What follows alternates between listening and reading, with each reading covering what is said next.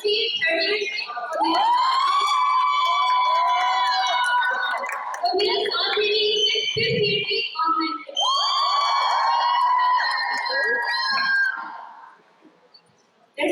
और जज्बात को लफ्जों की माला में पिरोने का हुनर कुदरत बहुत कम लोगों को देती है।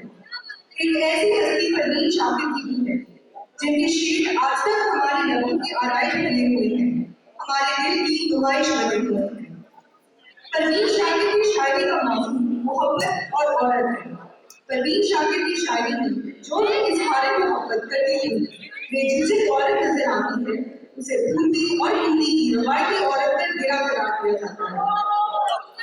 मर्द में भूख को मुखातिब करके अपने तन और मन के रूप में आ करती है। परवीन शाकिर की शायरी का मुख्तलिफ फर्ज इसका औरत पे एक हर और मुकम्मल इंसान की हैसियत से सोचना है।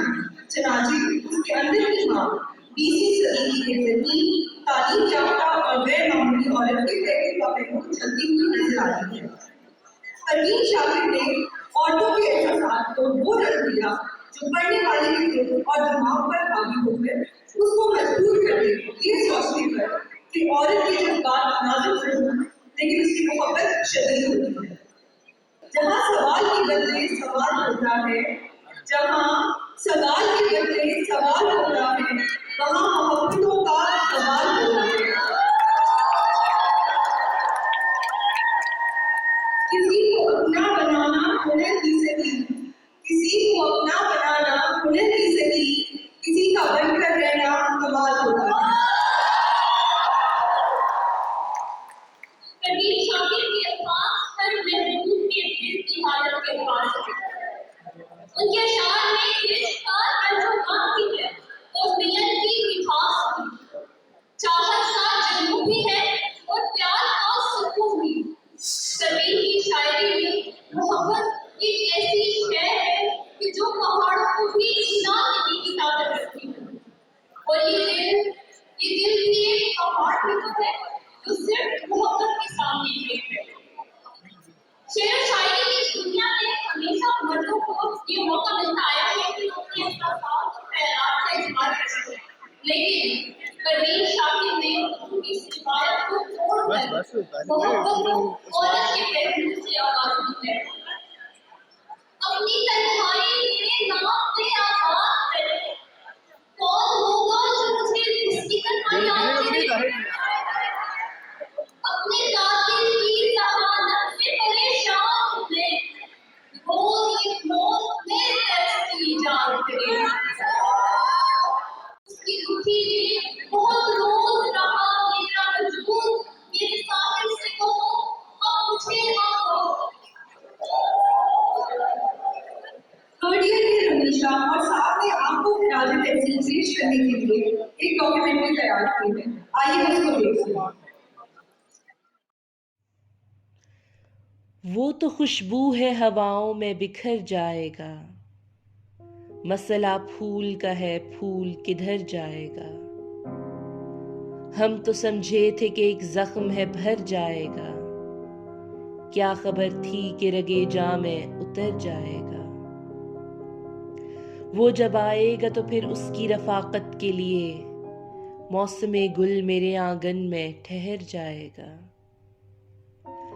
आज की शाम परवीन शाकिर के नाम, एक नाम क्या लिखा तेरा साहिल की रेत पर, फिर उम्र भर हवा से मेरी दुश्मनी रही। गोपी चंद का कहना है कि जदीद शायरी का मंजरनामा परवीन शाकिर के दस्तखत के बगैर नामुकम्मल है।